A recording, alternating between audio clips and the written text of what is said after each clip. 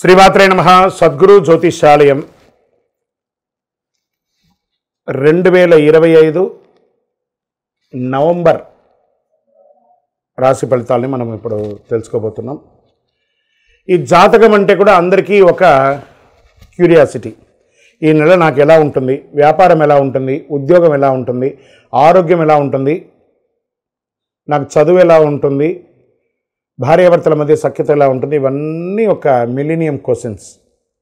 రకరకాలైన ఛానల్స్, రకరకాలైనటువంటి మాటలు అన్నీ వింటూ ఉంటే దేనిని వినాలి, ఏది చేయాలి అనేది ఒక క్వశ్చన్స్తోనే అందరూ చూస్తుంటారు. గోచార గ్రహస్థితులు అన్నింటినీ దృష్టిలో పెట్టుకొని ప్రతి ఒక్క వ్యక్తి యొక్క స్త్రీ పురుషులు అందరినీ దృష్టిలో పెట్టుకొని చెప్పడం జరుగుతుంది. ఈ యొక్క జాతకం అనేది ఈ గోచార గ్రహస్థితి ద్వారా మీ వ్యక్తిగత జీవితానికి ఒక 30 నుంచి 40% మాత్రమే వర్తిస్తుంది. మీ యొక్క వ్యక్తిగత జాతకం తెలుసుకున్నప్పుడు మాత్రమే సంపూర్ణ ఫలితం అనేది వస్తుంది. మళ్ళీ చెప్తున్నాను, జాతకం అనేది పడుతున్న వర్షానికి ఒక గొడుగు మాత్రమే, కానీ జాతకం జీవితం కాదు. నేను ప్రతిసారి చెప్తూ ఉంటాను, మీరు మిమ్మల్ని నమ్మండి, మీ ఇష్టదైవాన్ని ప్రార్థన చేయండి, జాతకాన్ని ఒక అడిషనల్గా నిత్య జీవితంలో ఒక పార్ట్గా పెట్టుకోండి, కానీ జాతకమే జీవితం కాదు. ముందుగా మనం గోచార గ్రహస్థితి ప్రకారంగా జ్యోతిశాస్త్రరీత్యా ద్వాదశ రాశుల్లో 2వ రాశి అయినటువంటి వృషభ రాశి మిత్రులారా, ఈ నెల మీకు నవంబర్ నెల గోచార గ్రహస్థితులను దృష్టిలో పెట్టుకొని సూర్యుడు 7వ స్థానంలో, చంద్రుడు ప్రతి 2.5 రోజులకి మారుతూ, కుజుడు 3వ ఇంటిలోను, బుధుడు 7వ ఇంట్లోను, బృహస్పతి 1వ ఇంట్లోను, శుక్రుడు 5 మరియు మాసతిథ్యంలో 6వ ఇంట్లోను, శని భగవానుడు 10వ ఇంట్లోను, రాహు 11వ ఇంట్లోను, కేతు 5వ ఇంట్లోనూ ఉన్నారు ఈ నెలంతా కూడాను. ఈ నెల మీకు గోచార గ్రహస్థితుల ప్రకారం రాశి ఫలితాలు ఎలా ఉన్నాయి అని అంటే, పనిలో స్థిరత్వం పెరుగుతుంది, ఉద్యోగస్తులకి ప్రమోషన్స్ బాధ్యతలు పెరుగుతాయి, ఉన్నతాధికారులు మీ కృషిని గుర్తిస్తారు, సమతుల్యం పాటిస్తారు, ప్రభుత్వ సర్వీసు, డిపార్ట్మెంట్ రివ్యూ వంటి విషయాలు మీ మీద బాగా జరుగుతూ ఉంటుంది కాబట్టి మీ యొక్క పనితీరు ఎలా ఉందని చూస్తూ ఉంటారు. వ్యాపార పరంగా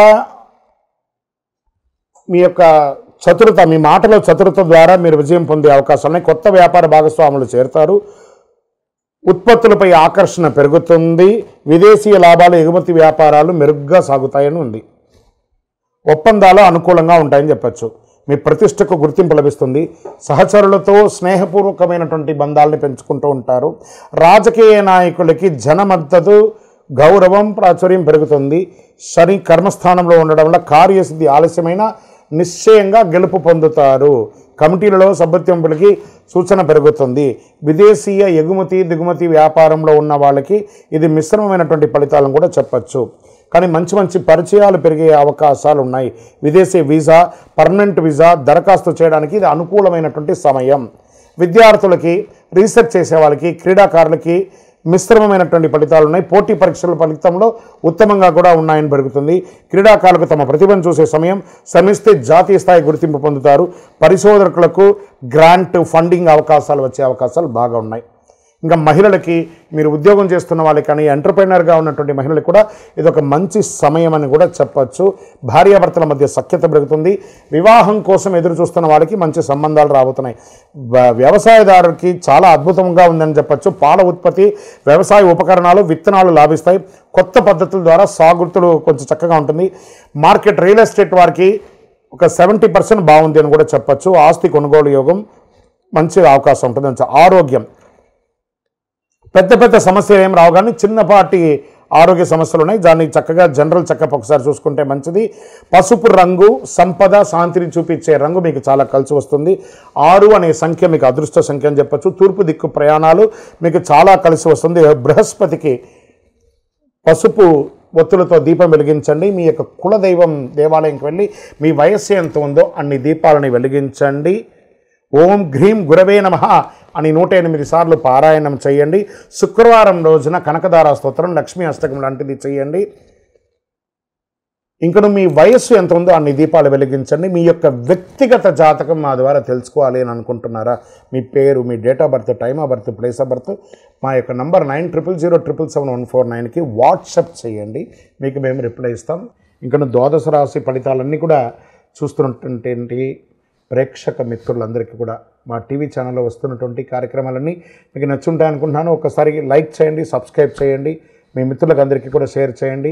వందే మాతరం, వందే మాతరం, వందే మాతరం. చంద్రమౌళి వెంకటేష్ శర్మ గురుస్వామి శరణమయ్యప్ప. తిరుపతికి వచ్చినప్పుడు మన అయ్యప్ప స్వామి వారి 18 అవతారముల దేవాలయం జీవకోన అనే ఒక ప్రాంతంలో ఉంటుంది. కపిలతీర్థానికి దగ్గరలో రైల్వే స్టేషన్ నుండి బస్టాండ్ నుండి 3 కిలోమీటర్ల దూరంలో ఉంటుంది. మన దేవాలయంలో అడుగుపెట్టి ప్రదక్షిణం చేసి మొక్కుకున్న వాళ్ళ కోరికలన్నీ కూడా నెరవేరాయి. ఎంతోమంది మాకు చెప్పున్నారు. రండి, దర్శనం చేసుకోండి. విజయవస్తు. శరణమయ్యప్ప. శ్రీమాత్రే నమః. అందరికీ దీపావళి శుభాకాంక్షలు. ఫస్ట్ సద్గురు జ్యోతిషాలయం నుండి దీపావళి శుభాకాంక్షలు. మా టీవీ ఛానల్ ద్వారా చూస్తున్నటువంటి ప్రతి ప్రేక్షక మిత్రులకి, భగవద్బంధువులందరికీ కూడా దీపావళి శుభాకాంక్షలు. అందరికీ ఉన్నటువంటి ఒక చిరు రెగ్యులర్గా అన్ని టీవీల్లో అన్ని ప్రవచనకర్తలు అందరు గురువులు చెప్తున్నదే, కొంచెం మనం కూడా మన ఛానల్ ద్వారా కూడా కొంచెం తెలుసుకునేటట్టుగా బాగుంటుంది అనే ఒక చిరు ప్రయత్నంలో దీపావళి అంటే ఏంటి, దీపావళి రోజు ఏం చేయాలి, దీపావళి రోజు ఏ పూజ చేయాలి, ఈ దీపావళి ఎప్పుడు వచ్చింది, పటాకులు కాల్చొచ్చా కాల్చకూడదా, ఏ పూజ చేయాలి, ఇవన్నీ కూడా ఆలోచన ఉంటుంది. దీపావళి అంటే దీపపు ఒక వరసను దీపావళి అంటారు. నరకాసురుని యొక్క వధం అయిన తర్వాత, ఆ నరక చతుర్దశి అయిన తర్వాత వచ్చే రోజుని దీపావళి. ఆ నరకాసురుని సంహరించిన తర్వాత అమ్మవారు ఈ ప్రపంచం అంతా కూడా ఆనందపడింది. దాంతో దీపాలు వెలిగించి అందరూ కూడాను ఆనందాన్ని పొందినటువంటి దాన్ని దీపావళి అంటారు. ఆ రోజు నుంచి మొదలు పెడితే కార్తీక మాసం మొదలయ్యి చక్కగా కార్తీక మాసం, ధనుర్మాసం అంతా కూడాను ప్రతి ఇంటిలోనూ గడప దగ్గర, తులసి కోట దగ్గర, అన్ని చోట ఉసిరి చెట్టు దగ్గర, రాగి చెట్టు దగ్గర అందరూ కూడా దీపాలు పెడుతూ ఉంటారు కదా. ఈ దీపాలు వరుసగా పెట్టేదాన్ని దీపావళి, దీప వరుసను దీపావళి అంటారు. ధన్తెరస్, అమ్మవారు లక్ష్మీవారు, కొంతమంది ఈ దీపావళి రోజు చక్కగా లక్ష్మీ పూజలు చేస్తూ ఉంటారు, కొత్త వ్యాపారాలు ప్రారంభిస్తూ ఉంటారు. మరి దీపావళి రోజు ఏం చేయాలి గురుగారు అంటే తైల అభ్యంగన స్నానం చేయాలి అంటారు. పెద్దవాళ్ళు ఉంటారు కదా, ఇంట్లో పెద్దవాళ్ళు ఒక చోట కూర్చొని ఉంటారు.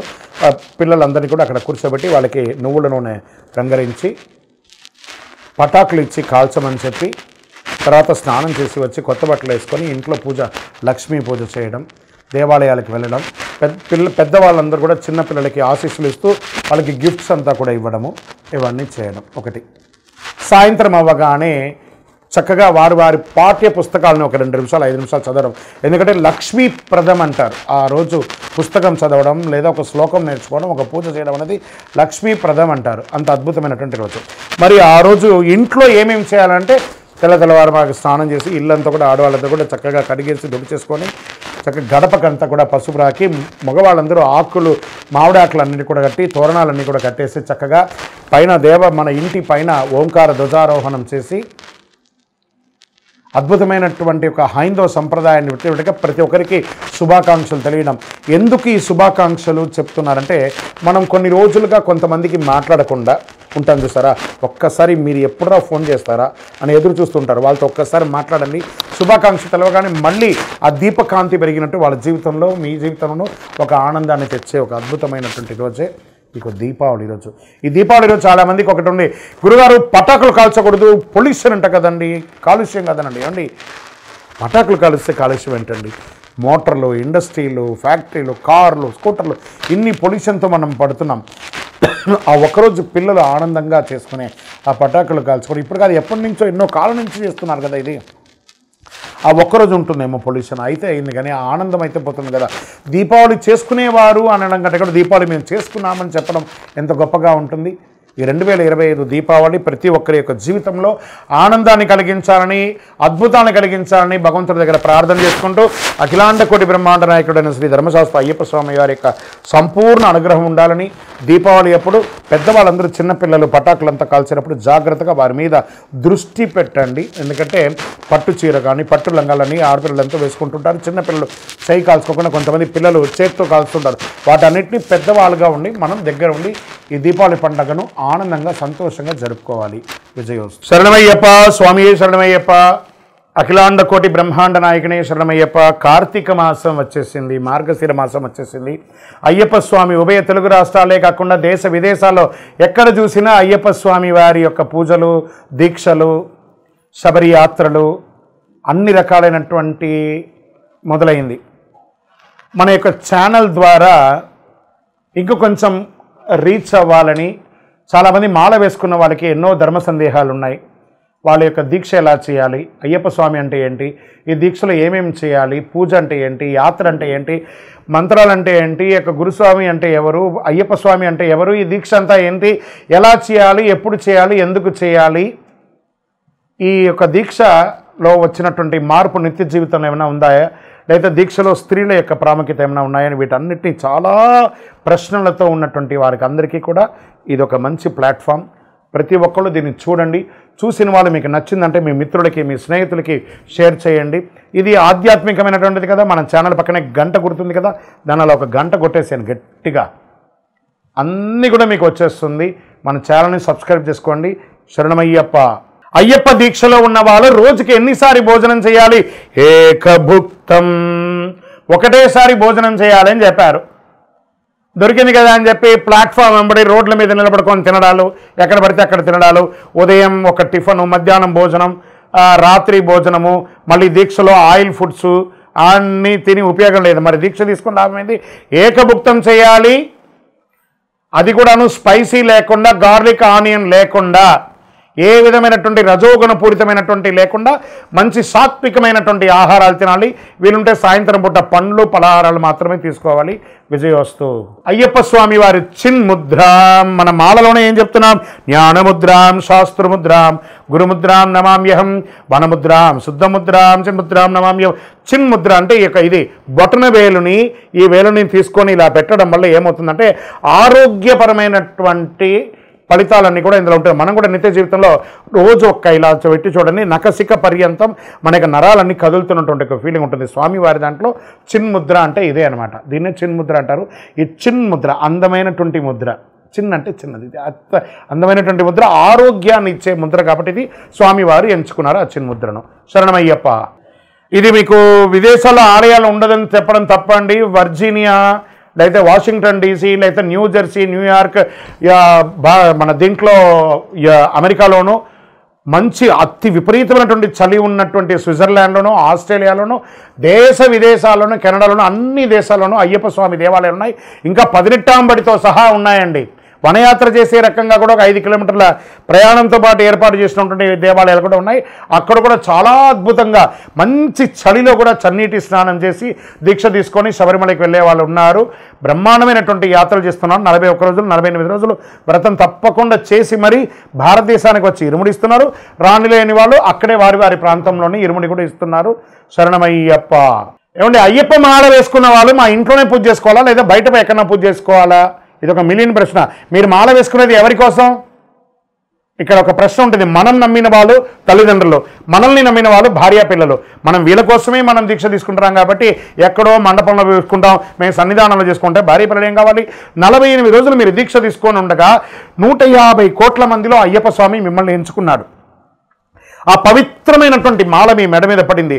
మీకు సేవ చేసుకునే భాగ్యాన్ని మీ తల్లిదండ్రులకి, మీ భార్య పిల్లలకి మీరే కదా ఇవ్వాలి. కాబట్టి ఇంట్లోనే పూజ చేసుకోవాలి. మాకు వసతులు తక్కువ ఉన్నాయండి, అబద్ధం అండి. ఈరోజు ప్రతి ఒక్కరి ఇంట్లోనూ ఎక్స్ట్రా రూమ్ ఉన్నాయి. ఆ సపరేట్గా రూమ్లో పెట్టుకొని చక్కగా పూజ చేసుకోవచ్చు.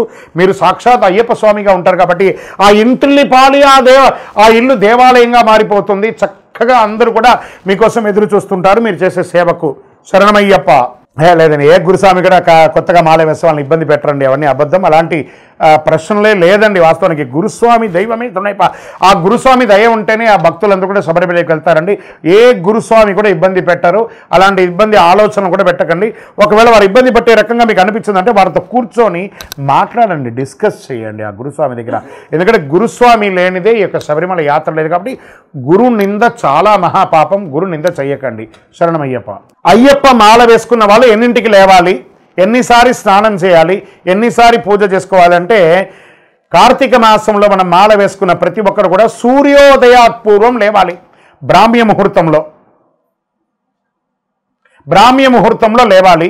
ఈ బ్రాహ్మ్య ముహూర్తం అయిన తర్వాత తెల్లవారుజామున 4ంటికి నిద్ర లేవడం, తర్వాత చన్నీటి స్నానం చేయడం, ఒక్కసారి ఉదయం ఒక్కసారి సాయంత్రం. ఆహార నియమాలు అదుపులో ఉంటే ఈ 2 సార్లు స్నానాలు చేయాలి. అతిగా ఈ ఆయిల్ ఫుడ్కి సంబంధించిన ఆహారాలన్నీ తీసుకున్నారంటే ఎన్నిసార్లు అవుతుందో అది మీ ఇష్టం. కానీ ఎన్నిసారి పూజ చేయాలని కాదు, కలవు నామస్మరణాత్. మన యొక్క DNA శరీరంలో మొత్తం ఆ అయ్యప్ప స్వామి వారి యొక్క నామస్మరణ అణువు ఉండాలి. కాబట్టి నామస్మరణకు ఒక లిమిట్ అంటూ లేదు. శరణమయ్యప్ప, శరణమయ్యప్ప, శరణమయ్యప్ప.